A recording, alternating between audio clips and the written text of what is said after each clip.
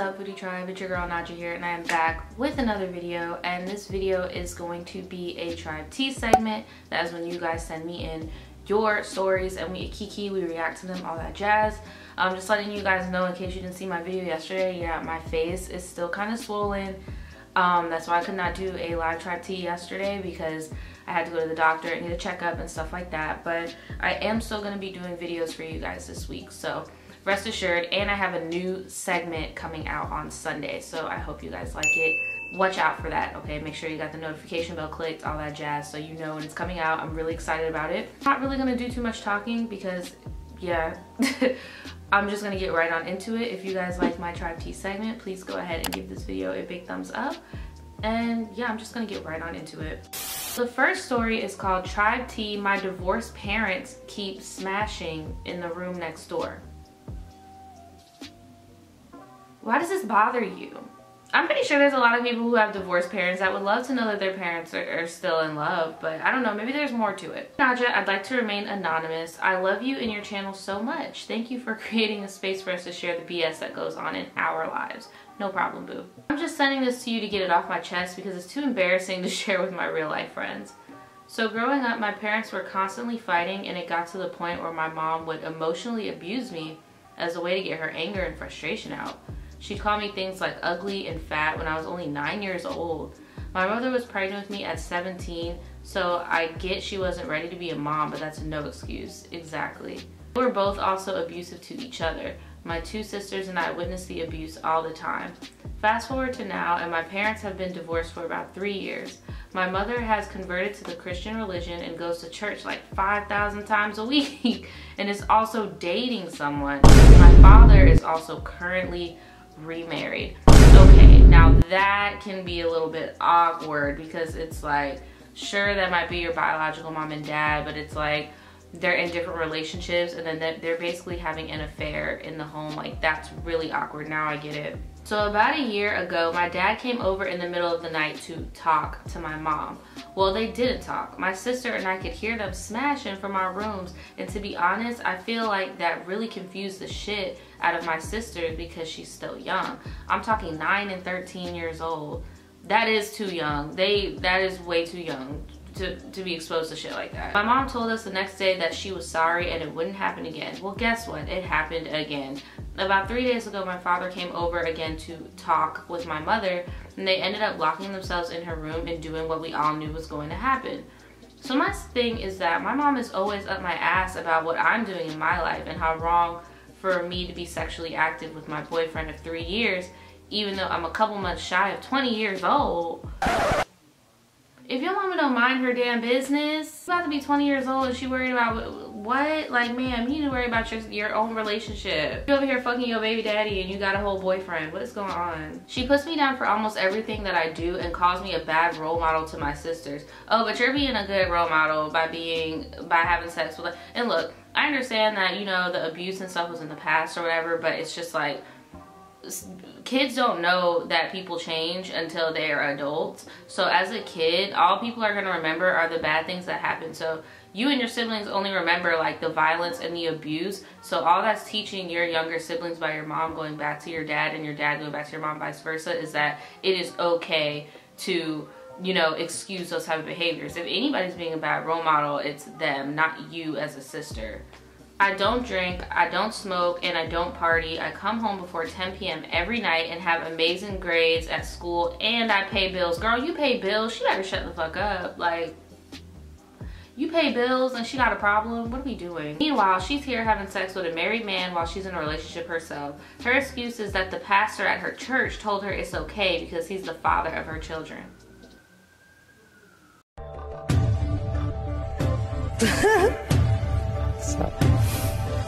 Probably fucking the pastor. That's some backwards ass shit. Who pastor is that? Somebody needs to get their pastor, because what church is this? I don't know what kind of sick shit they do at that church, but that shit does not seem right, girl. It really ain't. Something ain't right about that. I bet you she fucking the pastor too, because something ain't right. I'd move out if it wasn't for the fact that I'm a full-time college student and depend on them financially because I don't make enough at my job. Am I wrong for being upset with what they're doing, or am I out of line? I feel like if they want to do shit like that, they should just rent a hotel room. Exactly. Instead of invading my sister and I's safe space. I'm old enough to put stuff like that behind me, but my sisters are still young and impressionable. They shouldn't have to witness stuff like that.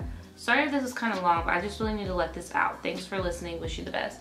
Honestly, I feel like you need to sit down and talk to them about it and let them know, like, hey, you know, I don't care, I'm grown, but that could really mess up your siblings, you know, viewpoint of everything, because like you said, they're still impressionable little kids. So yeah, I would definitely sit your mom down, because it sounds like you live with your mom. I would definitely sit your mom down, and as well as your dad, maybe separately, but still talk to your dad and just be like, hey, can you guys kind of get a hotel room? I understand, like, I pay bills here too, so I would really appreciate if you guys can go do that somewhere else, because there are children in this house.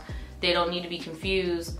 Let's just not. Like, let's do better this time around. You fucked up when I was young. Like, let's do better this time around. You get what I'm saying? Like, don't say you fucked up when I was young, but you get what I'm saying. Like, try to get them to understand where you're coming from. If you guys have any advice for her, please give it in the comments below. Okay, here is another one. It's just called Tribetea. Hey Nadja, I just want to start this out by saying how much I love your videos. Your personality is so cool, and I just want to say that before I start rambling. Thanks, boo. I'm emailing you to ask for advice, but you don't have to make a video if you don't want to. Well, we're here, sis. Dad has been in and out of jail for my entire life. He steals stuff so he could buy drugs. Damn. By the way, I'm 15 and my brother is 20. My dad has another son who is about to be 3 who lives in Pennsylvania. Also, I live in Florida. My dad has stolen from us, his parents, his exes, and even from a rehab place. Damn. Also, a lot of stores. I know that your mindset is different when you're addicted, but I don't know. He has been to rehab countless times, but he goes back to drugs again. Also, he always has at least 2 side pieces whenever he's with a girl. He is currently in prison and gets out in January. I'm still going to see him and everything. I'm just nervous. I just saw him in August of 2016. I'm sorry if I'm rambling, but I just wanted to hear your take. I feel like an asshole when I talk about him like this. I don't want to be too harsh, but I also want to be too lenient. I apologize again for this, but yeah, goodbye and thank you for being an amazing person. So I understand what you mean, like you don't want to be too harsh, because that's your dad at the end of the day. Whether he's addicted or not, that's your dad. So I understand that. Like when I was younger, my dad used to be an addict. I didn't really realize that he was an addict until I got into adulthood, but he's sober now. But it's hard when it's like everybody's telling you all this shit about your dad. Like my dad did grimy shit when I was younger. My dad went to jail, stuff like that. Like, and it was hard for me to accept all of those things about him, because he was my dad and I knew all those good things about him. But you know, it seems to me like your dad is still in that spot that he needs to get out of. Like he needs a wake-up call. And you know, it sucks, but addicts, sometimes their kids do not come first, and sometimes that drug comes first. I feel like rehab isn't working for him, you said, and jail isn't working for him. Like it's just one of those things where it's like, if I had the advice that you need to make him better, this whole country would be a different place. Because if I could just simply give you the advice on how to make your dad not an addict and how to get your dad out of the criminal justice system, if I had that piece of information, it would be shared with the world, and there would be no, you get what I'm saying? Like it's not an easy solution. It's like he has to change for himself. Nobody can force him to change. Like there really isn't anything you can do. If I were you, I would love him from a distance though. I would not have him staying, well, you're only 15, so you don't have a house, but I wouldn't like let him hold any money from you. I wouldn't let him stay at your house. I would not let him, like, you get what I'm saying? Like I would meet him in public places, like just because it's your dad. You could love him and you could see him, but you have to set some boundaries, because addicts usually don't really try to get their shit together unless they've hit a rock bottom. And it seems to me like people keep allowing your dad to be around. Like he keeps popping out kids, he keeps having different family members to steal from. Like he hasn't reached a rock bottom yet, and the only person that's going to make him change is himself. So there's not really anything you can do other than protect yourself and your belongings from his addiction. That's pretty much all you can do. What do you guys think? Let her know in the comments below if any of you guys have been in a similar situation.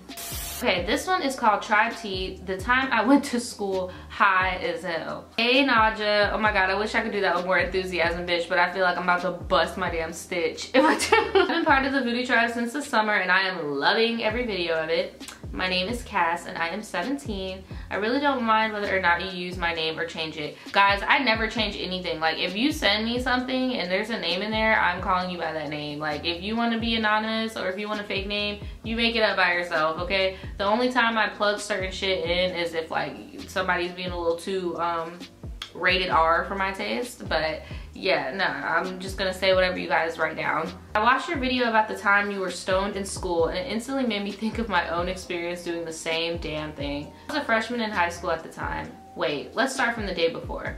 I just had a really bad day. I woke up late that morning, failed an algebra test. My cousin called me a bitch, and she really had no reason to. And I was just really in a pissy mood. Well, if you was in a pissy mood and she called you a bitch, I mean, shit, like, can you really blame her? After school that day, I bought some weed. I went home and smoked one of the blunts. I had 2 in total, with my sisters and one of my sister's friends, and saved the other one. The next morning, I woke up and thought, I'm not about to let you hoes get to me today. And to be honest, I just wasn't looking forward to school. I'm pretty smart and have a very mature mentality. I know the difference between a bad day versus bad things happening, and I was just scared of another bad day. So remember the other blunt I saved? Best believe I sparked that bitch up. If you was mature mentally, you would not have sparked that bitch up at school at all. Like, I'm just saying because look, back all these stories I be telling where I be high as fuck at school and at the nail salon and shit, I was not making very mature decisions. I'm just saying, that was not a mature mentality decision. I smoked half of it and thought maybe I shouldn't finish this. I'm already stoned than a motherfucker and I still want to be able to function properly, you know? So I didn't listen to myself and I smoked the whole thing, bless. I had these neighbors next door who I had known for years, and we all went to the same high school, so every morning I would walk to their house and their grandpa would take us to the bus stop. When I walked out of my house and down the driveway, how high I was versus the sorta kinda steep decline made my ass fall face first on the damn pavement. Damn, so you fell down like a ramp or some shit in front of your house? Like, I'm confused on what's going on, but okay. When I walked out, okay, so you fell.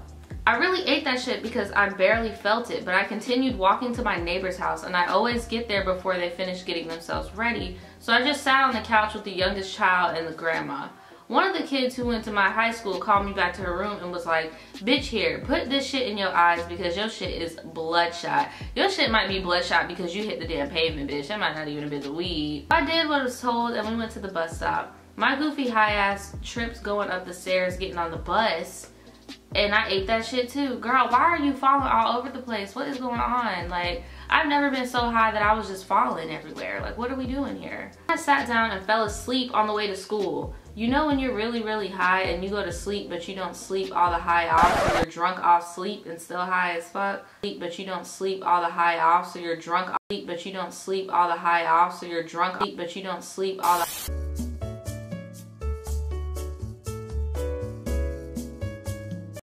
So we got to school and my first period was band. And me being high, band was the hardest class.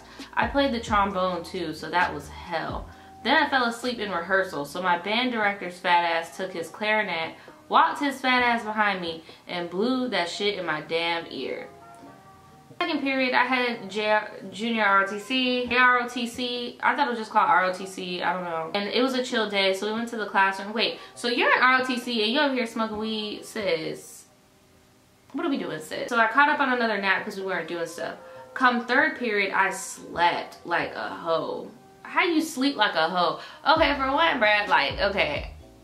Me, maybe it's just me. Everybody reacts to weed differently, but me, if I would have been to sleep on the bus and I would have been to sleep in first period, I would have just not been high for the rest of the day. But that's just how my shit used to operate. But I don't know. You was doing a lot of sleeping. You ain't even eat yet. You still tired? And you falling everywhere, goddamn. Teacher sent me out for sleeping, so I had to spend the rest of the day in an alternative classroom. And what do you think I did when I got there? Slept. And that was the best sleep ever. That's pretty much it. And just a little PS, I retook the algebra test I failed the day before while I was high, and I made a 93. Love you, girl, and I think you're really amazing. Thanks, boo. Yeah, it sounds to me like, you know how there are just some people that just shouldn't smoke weed? Like, I feel like you're one of those people. No offense, love you too. But there are just some people that just like should not smoke weed, and you are giving me teas and vibes of like you falling everywhere, you sleeping all over the place, like it's just a lot going on, sis. I don't know. What do y'all think? Let me know in the comments below. I still love you, boo, but hopefully you don't do this at school anymore. All right, so this is the last tribe tea for the day. It's called Should I Cut Off My Mentally Abusive Friend? In my opinion, I feel like you should, okay? And looking at this picture, I feel like I've spoken to this person before in the DMs, but here we go. Hey girl, I would like to stay anonymous, sure. Oh, okay, so let's call my friend Stacy, and I'm gonna call myself Robert. So the reason why I'm typing you this is because of my friend Stacy. She's a very smart and manipulative girl. We first met when she worked at the same job as me. So the first day I saw her, she automatically said hey to me, and we exchanged numbers, Snapchat, etc. So everything was going good until the day me and her were drinking at her house. After that, I thought everything was fine and dandy, but a week later, she texted me a long ass paragraph. I hate when people be doing that. Like, bitch, call me. Don't send me a long ass dissertation. Like, bitch, call me. Like, why are you sending me a book? I hate when people do that shit. Like, call me. I want to hear your voice. Like, because I feel like you can misinterpret text. Like, especially if it's serious. Like, call me. What the fuck? She texted me a long ass fucking paragraph about how I posted her on my Snapchat story, granted, and how our coworkers are going to talk about it. I'm 23 and she's probably maybe 3 years younger than me. And she goes on this long tangent. She told me that if I ever posted her on Snapchat again, that our friendship would be over, but she said it in a joking manner. So as the week gone by, I got drunk. I wouldn't have taken that in a joking manner because, again, you guys are not on the phone. And that's the problem. When, like, you talk about serious stuff, you need to be on the phone because you saw it as a joking manner through a text message, but the fact that this girl sent you a book, a novel, like, that's not a joking manner. I don't know. So as the week gone by, I got drunk and was getting emotional about her and other stuff that was happening around me. So she comes to my house. I tried to explain to her why is she mad at me for something so stupid, and I try to make her listen to me, and she starts crying and talking to me a little, and I stopped crying and I gave her a hug. But as soon as I stopped crying, girl, tell me why she dries them tears up real good. So after about a few months, I stopped talking to her for a few months after the fact that she again fake cried to me and basically didn't give a fuck. I was not talking to her, so recently I started hanging out with her again, and it's only sometimes when she gets mad at me for something I'm trying to do to help her out, etc. But she does not like that as much, so she lashes out on me and uses her depression as a mechanism for me to shut up and listen to her.